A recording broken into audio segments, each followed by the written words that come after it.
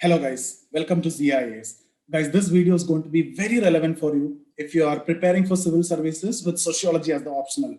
Whether it is UPSC or state PSC, if the optional is sociology, this video is going to help you a lot. Guys, even if you have not decided your optional and if you are in a confusion what to choose, then also this is going to help you a lot. Okay, I'm Safir. I have cleared UPSC mains 3 times with sociology as the optional and I've topped the subject 2 times and I got 112th rank in my third attempt. In all the 3 attempts, I went till interview with sociology as the optional. So I know what to read, what not to read, how to approach this paper and everything. And I've mentored thousands of students, guys. So I've come across all the problems of these students. I myself have faced all these challenges in finding the material, writing an appropriate answer, the answer writing format, the thought framework, what the questions need to be selected, because you will be getting choices also when you're writing the exam, right? Even selecting those specific and good questions which is going to reward you better, that is also a very vital, that will also play a very vital role in deciding your mark. And 1 mark is around 10, 12, 15, 20 ranks if you're going below. Don't forget that. So everything what we will do is we will discuss in a special webinar that I'm going to conduct on Saturday, this Saturday at 6 p.m. You will be joining me on the webinar. I'll discuss everything related to sociology. Guys, when I make a promise, everything, literally everything will be covered. You might have seen my videos in YouTube. There I'm discussing sociology, different topics, and you have understood the quality of classes. So imagine when you're joining for this webinar, what all benefit that you're going to get. Not only what I've promised, now I'll be giving you a lot of other surprises also. Join me on the webinar. I don't want everyone to join the webinar because we will have limited access and I don't want all the noises to come. So only those who are interested, please click the link which is given below. Join the webinar. Once you join the webinar, immediately you will get the login ID and password. Okay, guys, and you will get in touch with me also after that. Whatever doubts you have, you will be able to interact with me live. So in this 2-hour session, we will be interacting. I'll be discussing everything related to sociology, and it will be a much bigger value addition in your preparation, guys. Trust me, I'm promising you that you will be getting a lot of value for the time that you're going to spend along with me. So see you on Saturday and at 6 p.m. See you guys. Thank you. Okay, guys, can we start? Am I audible to all of you? Can you just message me? Is my voice as loud and clear? Okay, all right. Okay. So what we discussed last day, we were talking about the theory of social facts, right? So we just started off with the mild Durkheim, and then we have discussed about theory of social fact. So in this session, what we are going to do is we will be discussing the next theory that we will move to theory of division of labor. Guys, any doubt from the previous session, social fact, or anyone can quickly summarize that? It will be great if you can do that. Rather than me doing it, if you can do it, it will be great. Yeah, Sayanti, go ahead. Just 1 minute, just allow me to unmute all of you. Yeah, Parshuram, you did last time already, so let her do it. Yeah, Sayanti, go ahead. Hello, am I audible, sir? Yes. Yes, sir. Emile Durkheim talks about he is of the functional perspective, and just talk a few things about the introduction, like social fact. Not social fact in general. Emile Durkheim, 2-3 points about the introduction. I don't want too much to talk about.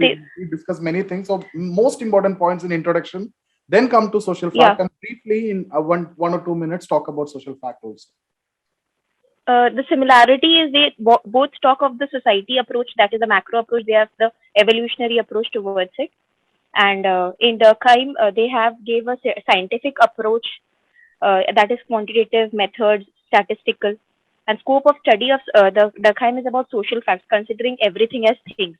They are concerned about the objectivity. In social, so if we talk about social facts, anything that we see in the society, any social phenomena or any institution like family, religion, marriage, etc., everything is referred to as social fact. That's a general understanding of social fact. Just quickly talk about the definition of social fact. Ways of acting, thinking, and feeling which are external to individual and endorsed with the power of coercion, by the reason of which one controls over the individual. That is referred to as social fact. Yes. Okay. And in characteristics, we talk about 4 characteristics, that is externality, constraining power, individuality or independence, or generality. Okay. Social fact is sui generis, that is unique, came into existence of its own. Yes. Anything that will come into existence with the autonomous development of society. It has its own life. Yes. Yes. Rules for observing social fact. That is, first rule is of observation. That is thing. Cause Rule wanted to make studying similar. social fact. In that first rule is rule of Yes, observation. yes, yes. Rules Rules to for study studying social social fact. fact. Uh, yes. First is observation. That is things. That is everything is. They talk of the concept of collective representation. That is Mhm. concerned for objectivity. That is can't see as anything as physical object, but can feel it through symbols. Like temple is the symbol for religion, like that. Okay, just That the one minute. next is This I will explain once again. See, guys, what he's saying in the first rule, that is the rule of observation. What he's saying is social facts need to be observed as things. Now, his stress on observing social facts as things, just like any natural object, shows his concern for objectivity. Okay, so we discussed already in introduction, and we discussed in the positivist discussions and everywhere related to the concern for objectivity and the use of scientific methods, and wanted to make it similar to natural science and the initial approach and everything of Durkheim. So this attempt to consider social facts as things itself shows his concern for objectivity, because it is very difficult, right? How can you consider a social phenomena like a religion or a family or a marriage as things like a physical object? When you say natural science deals with matter, it study matter, so it is very obvious, and you can use scientific methods, and you can predict the behavior, and you can ensure objectivity, because there is no personal attachment or bias which is going to be involved when it comes to the analysis. But that's not the case in sociology. Human beings studying the social phenomena, so there is a possibility of bias, and it is very difficult to consider it as things. But Durkheim further gave the clarification, that it is difficult, but what you can do, you can see that in terms of collective representation. So you see the symbols or all these things, that just like Sayanti discussed now, the examples like temples and all these masjids or idols, if you see, these are the collective representation. These symbols or these collective representation indicate or represent the existence of that particular social fact. In this context, it is actually a religion. Similarly, we have discussed about other examples also in the last session. So this one point itself can be picked as a question, and if you see the previous year paper, 2-3 times they have framed the question exactly from this rule. Though the question is from social fact, they picked it from here.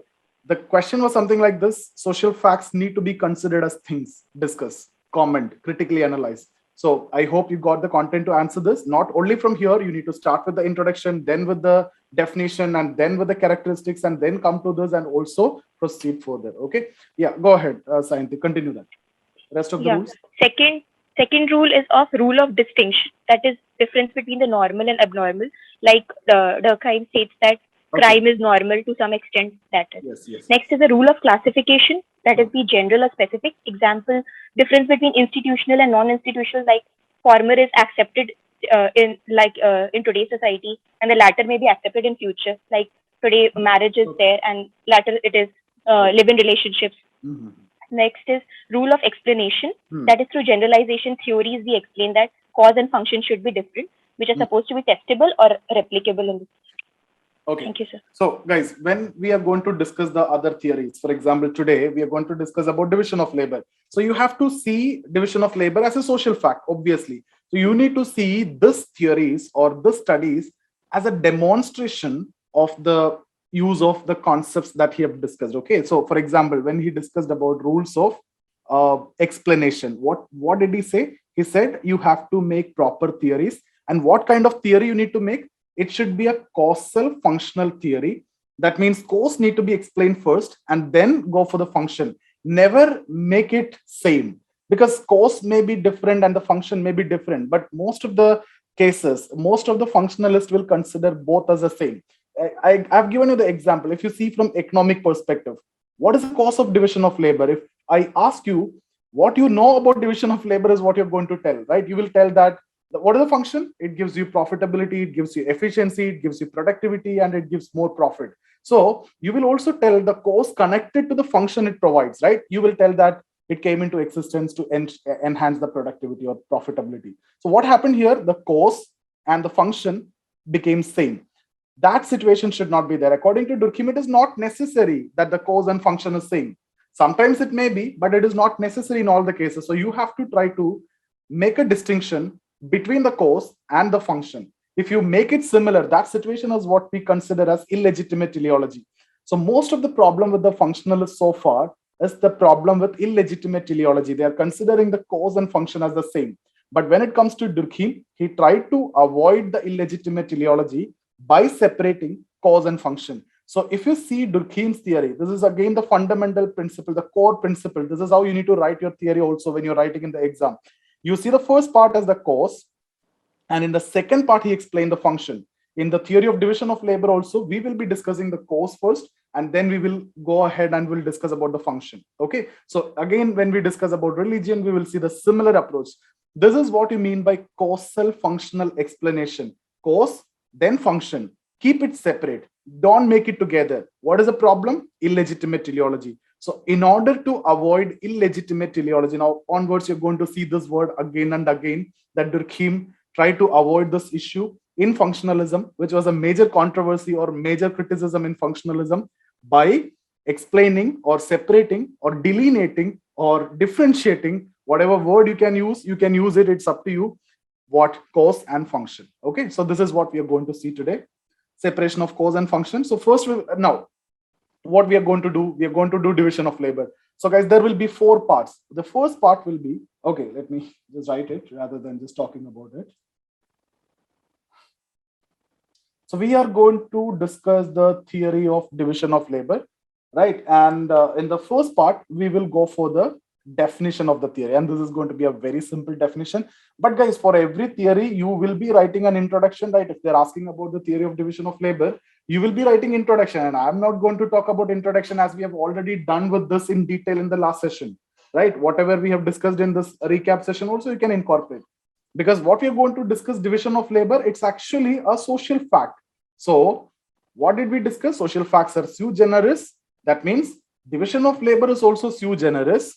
What does that mean? It comes into existence its own with the autonomous development of society. So at one point of time, when society developed, this is a demand of the time, and division of labor will automatically come into existence. Okay, and it is functional because he is obviously a functionalist. So he will try to identify the function. Okay, so let's go with the definition first, and then we will go for the causal analysis, and then we will go for the functional analysis. And then one more rule we have discussed, guys. Can anyone just quickly tell me about that rule? That I need to be very clear in this. It is like a distinction between normal and pathological form, right? So the rules of distinction. So what you need to do is you need to discuss the division of labor in normal situation. So normal situation, you discuss all these things. Normal situation, it is functional, but there may be some abnormalities. So you also need to talk about the abnormal form or the pathological form. So this is how we are going to write it. Now, if there is a critical analysis question, even if there is no specific critical analysis question, if it is a long answer question, still you will go for the CCR approach from here. Okay, so from here, you talk about the contribution, then you talk about the criticism. Criticism, you will divide into general and specific. How Durkheim is generally criticized, what are the specific criticisms, everything we cover, just like what we did in case of Marx once we complete all the theories. And then we end with the relevance of Durkheim. So guys, let's start with the definition. Now, what is the definition of division of labor? It's very simple. It's a common definition only. There is nothing difficult like social facts or anything. What is division of labor, guys? There is an activity which you need to do. So it is nothing but splitting up of activity into number of parts. And what will be done? It will be undertaken by more than one person, 2 or 3 or more than that. That's what you mean by division of labor. Something which can be created by one person, but with the time when the society developed, what happened? Division of labor comes into existence. So it is nothing but the splitting up of activities into number of parts, and which will be undertaken by more than one person. So that's what you mean by division of labor. So the definition is quite simple. Now comes the most important part. So he is going to discuss the cause. Okay, that means causal explanation of division of labor. Now, guys, They will ask you one 10 marker. You can see in previous years, they have asked this question repeatedly. Something called as organic solidarity and mechanical solidarity. That concept we'll be discussing here. And something we have discussed as similar in Marx and Durkheim, that the use of evolutionary approach, we see that in this theory. Okay, so first we will talk about this organic mechanical solidarity. With that, you will also understand how he used the evolutionary perspective in this theory. Okay, similar to Marxian theory of mode of production.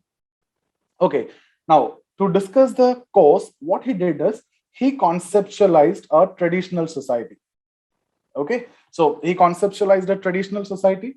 Now listen very carefully, it's just like a story only. Understand it, and then things are going to be very simple. I'll make it into a block diagram. Just remember that mindset, that thing will be enough for you. You don't want to mug up whatever I have given in the PDF. You can make your own explanation with the diagram that I'm giving you. That block diagram itself is going to explain everything.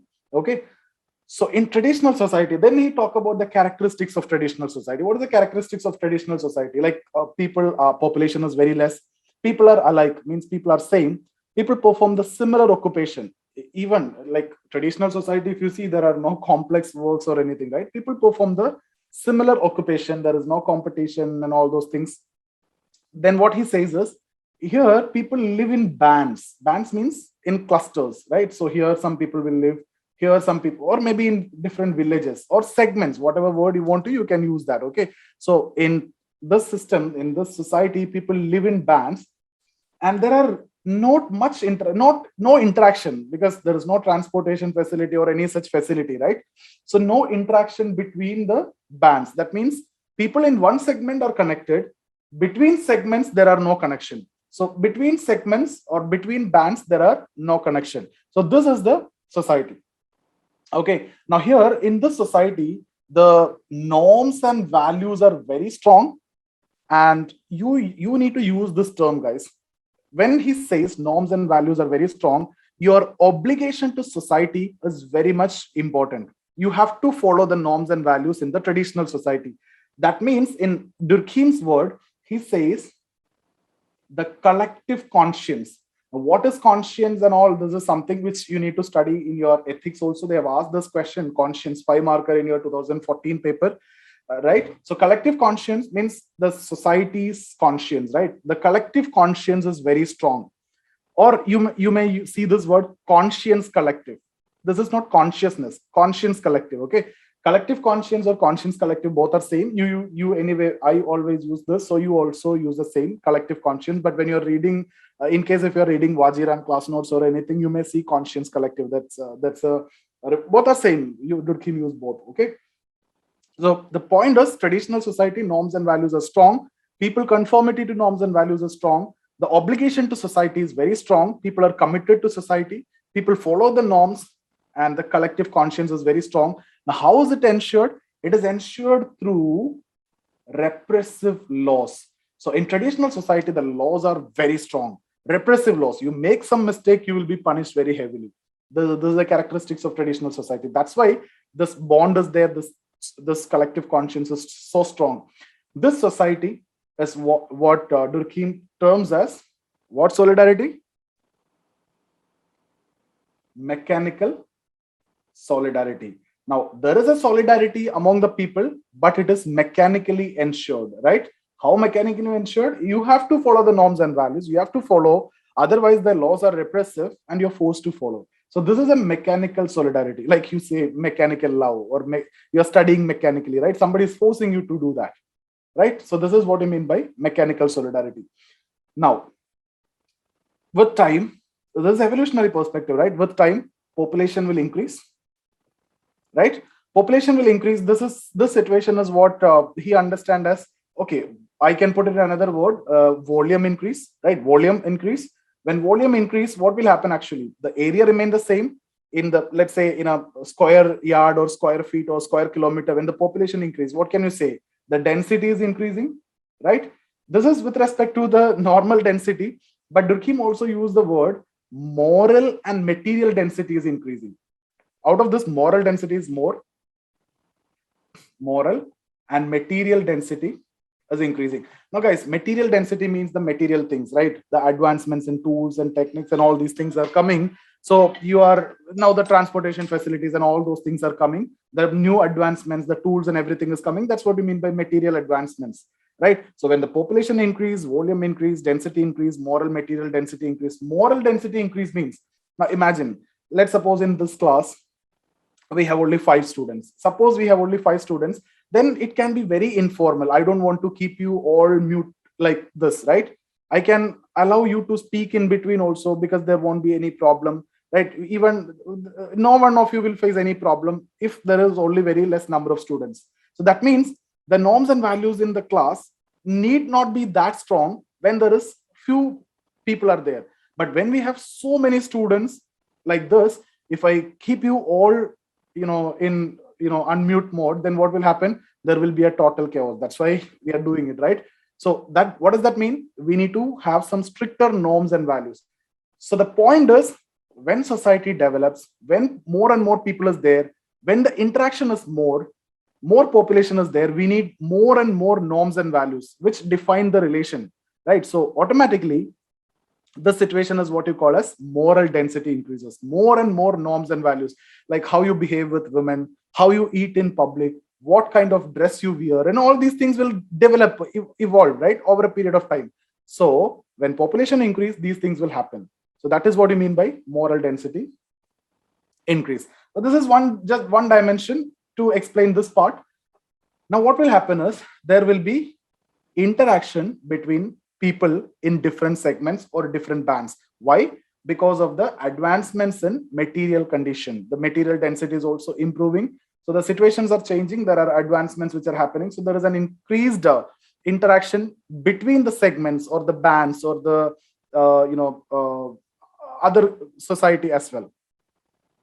Okay. So what will happen is, now listen, this is the most important part, guys. This is where actually he explained the course. This is the one single thread that you need to write in your answer.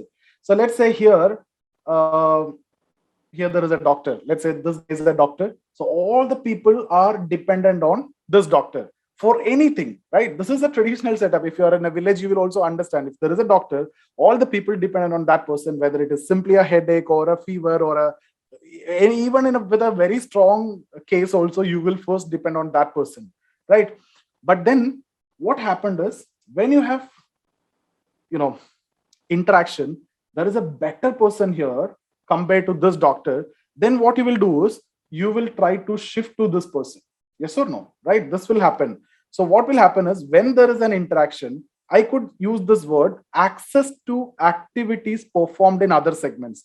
When there is access, before there was no access. So then this guy had no problem.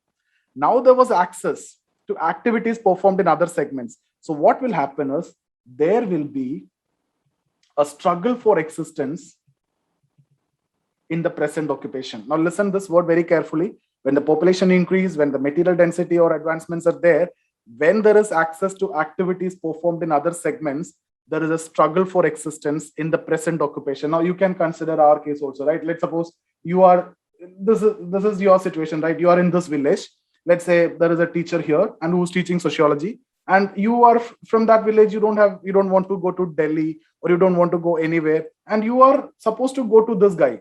But now corona or whatever it is, maybe you are a female, but you don't want to go to Delhi. In this situation, now all the Delhi teachers are coming to you. You can attend online. Now there is an access. So what happened with this guy? This guy will struggle. Or even sitting from Kerala, you are attending my classes. All of you are from different background, right? Different areas. So still, that means what? This person. Now the question here is, when there is a struggle for existence in the present occupation, or when there is access to activities performed in other segments, people will think of the other possibilities. So the struggle will increase. And the logical conclusion of this is, the fittest survive. Can you see what I'm writing? Is that clear or what? The fittest will survive. And what about the now here, who's the fittest? This guy, right? Here, this guy is the fittest. He will survive. So what he have to do if he need to survive? He cannot now become a general doctor, because everybody will rely on the other person and they will shift to the other person. So he have to now specialize. So he will now specialize into like eye specialist or a ENT or a skin specialist or a heart specialist or something like that. So what will happen? The specialization will come. The specialization, this occupational specialization is what? Division of labor. So simple, guys. Things are very simple. I'll show you in a block diagram. So first you need to talk about a traditional society. Okay, so here I'm not writing, you need to explain it like very less population, people are alike, people live in bands or segments, etc. That's the first block. And then population increase. Okay, now that means volume increase, moral and material density increase. Okay, and then what will happen? Access to activities performed in other segments, right? Now, access to activities performed in other segment, then what will happen is there is a struggle for existence in the present occupation. That is your next block. Okay, struggle for existence in the present occupation. What it will lead to, the logical conclusion of this is fittest survive, right? And the unfit create, right, specialization, right? So this is what, now these two you can put it, and this is actually the reason for division of labor. So guys, just remember this only. So first talk about traditional society, like people are same, population is very less, people live in bands and all those situations. Population increase, volume increase, moral density, material density increases, access to activities performed in the other segments that lead to struggle for existence in the present occupation. The logical conclusion is the fittest will survive and the unfit create specialization that lead to ever increasing occupational specialization. That's the cause of division of labor. So in simple terms, if I ask you what are the cause of division of labor, cause of division of labor is this for Durkheim: struggle for existence in the present occupation. Why there is a struggle? Now people have access. Earlier, people don't have access. Let's say you are from Bihar. You need to depend on that person for sociology, especially if you have some other constraints, like you don't want to go to Delhi. If maybe you have a problem with the climate, or you don't want to stay in a hostel. Right now, you can attend any sessions anywhere, right? So that is what actually happening. Did you guys got this? Is this difficult? This is what, guys, in sociology, did you face any problem in any of the theories? Only the name of the theories looks difficult and people make it difficult. It's only that people make it difficult. Otherwise, theories are very, very simple. Function is even more simple. There is nothing to discuss only. We are done with the theory. Is there anything like theory, right? Is this a theory, right? Most of you are from science background, right? What all things we have learned even in our +1, +2 at that age. Now, if you compare that, is this a theory, guys? I don't think so, right? There's just a commonsensical understanding, and that's a criticism for sociology. That's why I always told you in the beginning, you will thank yourself one day for taking sociology as your optional. Because it's so simple. There is nothing difficult in this. Now, later, you won't forget those things even if you want to forget, right? So hope this explanation is very clear to all of you. Just with this diagram, I hope we can explain. So this is what the theory is. Yeah, that's what that's what the thinkers area, we are very strong, and I'm expecting that once we are done with this, you also need to be very strong, because theory, all the questions, most of the question you'll get from the theories.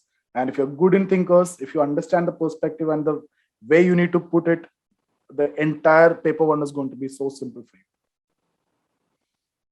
All right, so that's about the first part.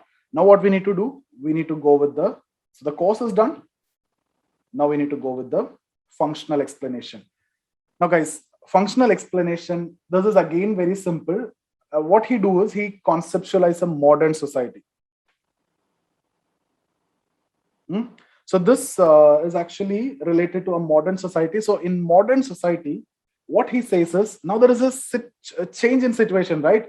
More number of population and the norms and values are not that strong. Collective conscience is weak, right? So this is how you need to explain. They will ask you, population increase, norms and values are weak, or the collective conscience or conscience collective is weak. Now the laws are reformative or restitutive.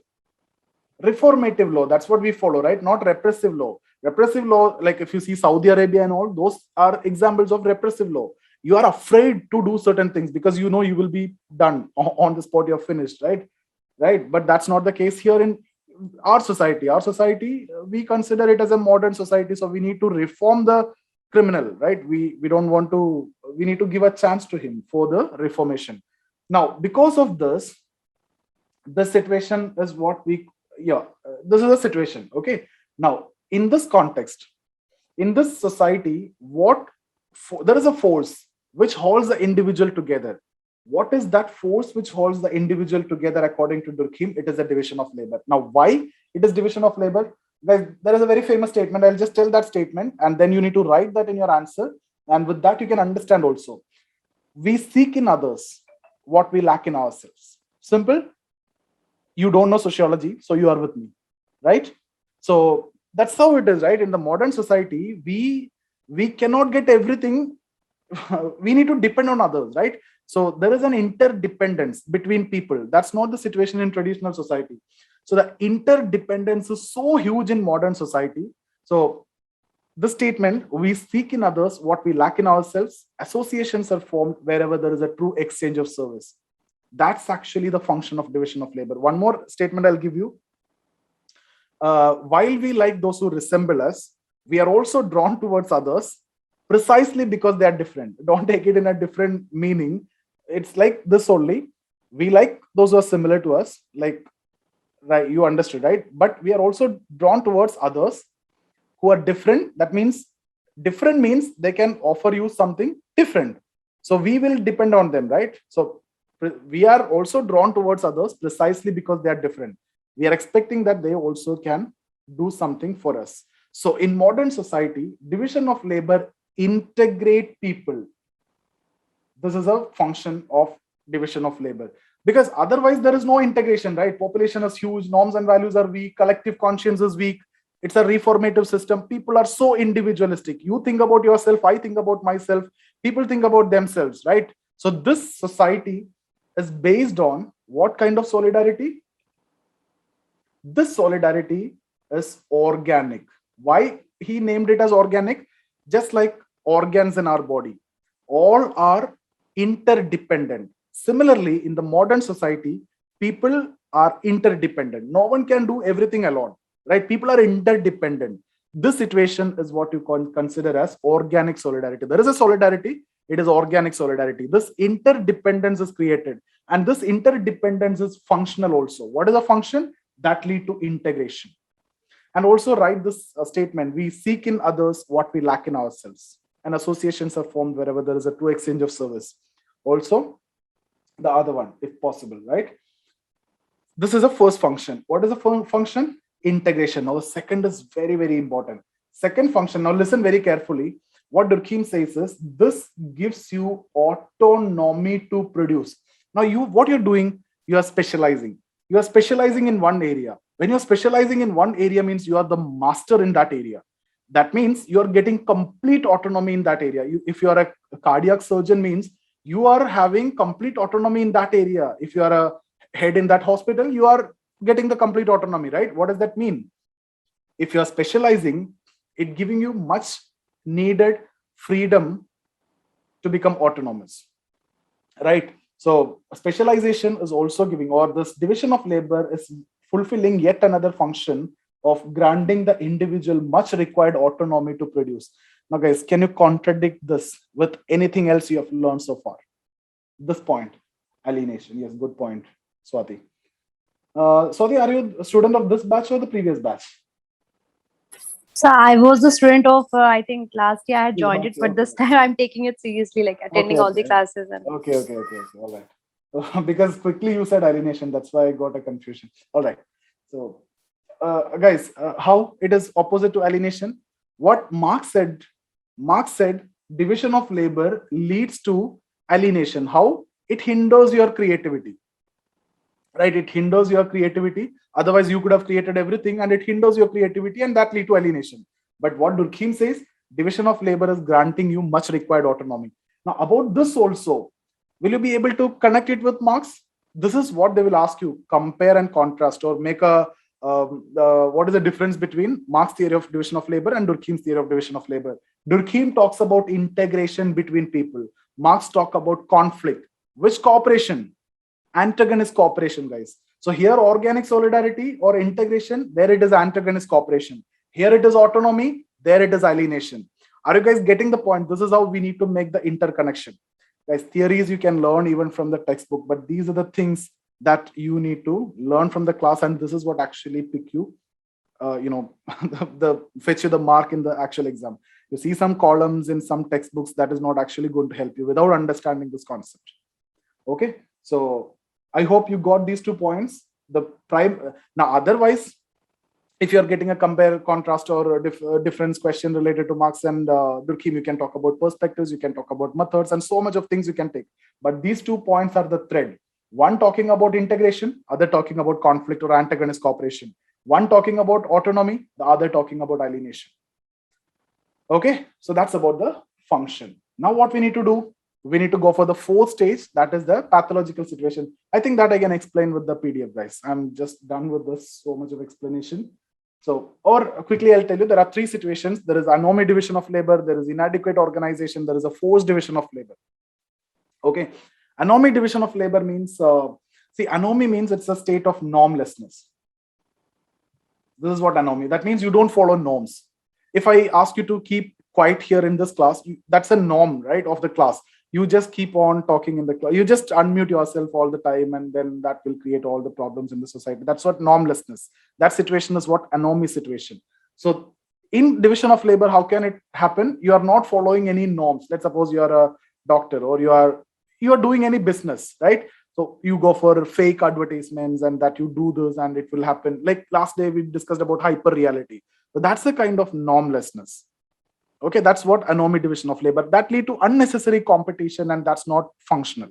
That situation, division of labor, is not functional. Second, this is anomy division of labor. First form of dysfunction or pathology. Second form is inadequate organization. That the name itself will tell you, right? If the work is not properly organized, that create problems. Okay, inadequate organization, that we can see from the PDF in detail. Third one, forced division of labor. That means you don't want to do this, but you're forced to do this. Like you want to become an engineer, but you're forced to become a doctor by your family. So then what will happen? See, this will create problem, stress and tension. So you cannot do good in your job. So in case of division of labor, it is not that you only get a specialization. It is also very important that it should be in an area of your competence, or where you can actually work on, right? So all these are required. So this I'll discuss again with the PDF.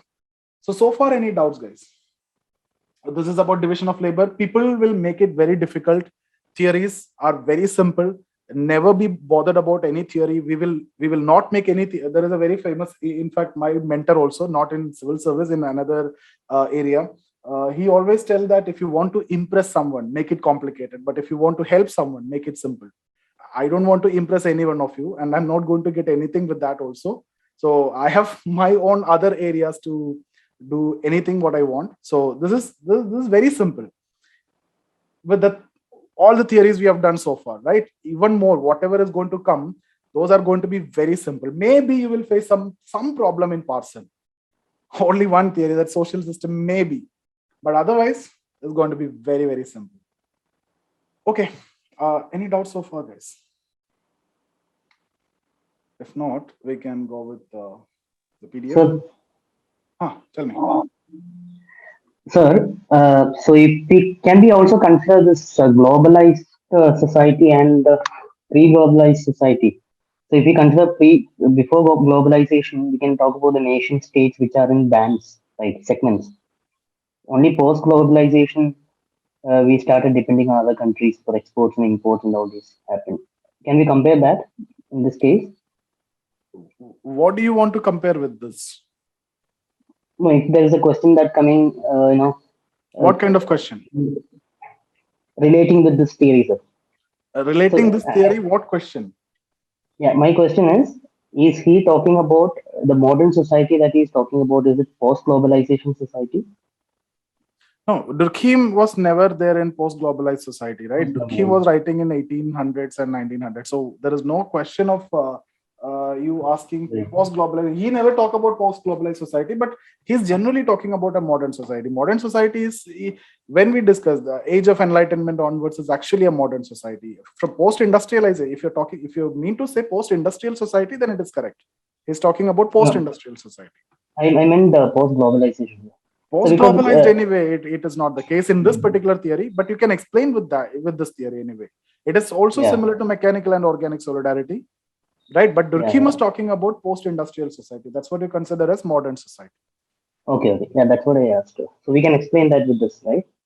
In case if it is asked, but the chances are very rare that it will be asked in that context. Okay. But you can take as example when you're writing mechanical and organic solidarity if you want to.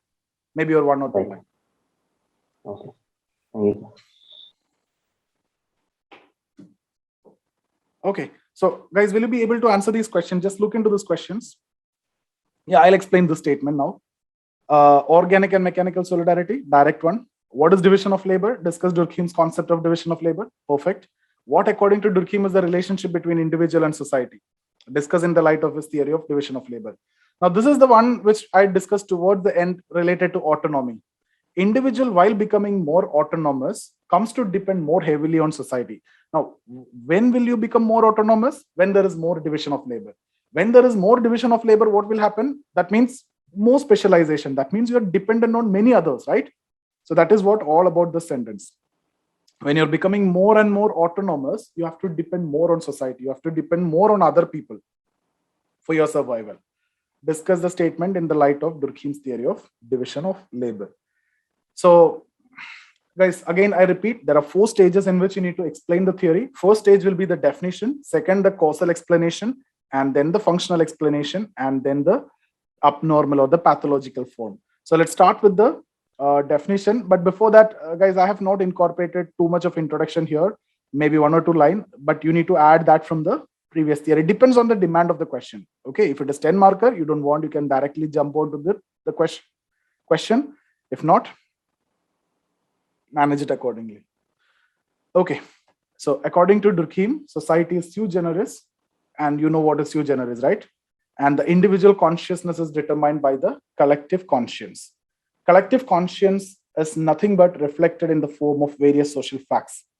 Thus, Durkheim gives primacy to society over individual.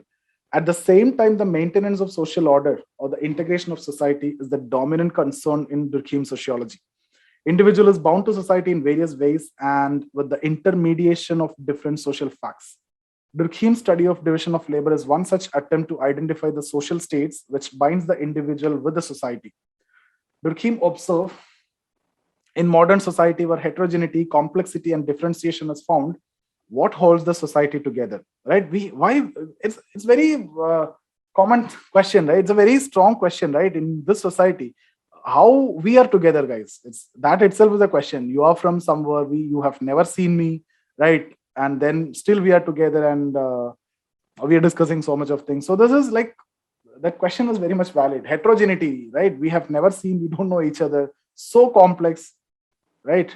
With different types of people, different region, different religion, different area. So, right? Durkheim found that in primitive society, the action of individual are controlled by norms and values of society or the collectivity.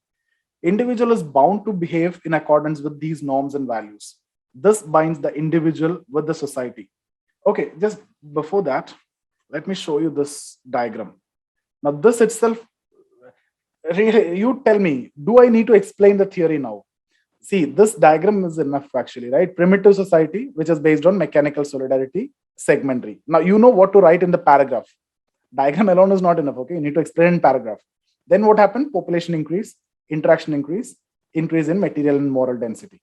Now what happened? People have access to activities performed in other bands. Then struggle for existence. What is the logical conclusion? Fittest survive, unfit have to create specialization.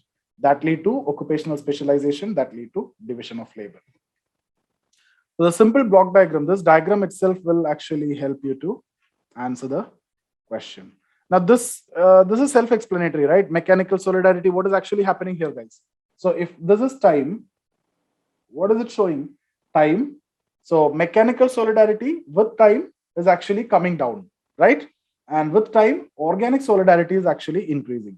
That means when society is getting more modern, organic solidarity is actually coming and mechanical solidarity is going. So these are the two diagrams. If they're asking about 10 marker mechanical organic solidarity, explain both situation using evolutionary perspective and draw this diagram. If the question is asked on division of labor, you need to write all these with, proper word limit and everything. So let's go with the definition.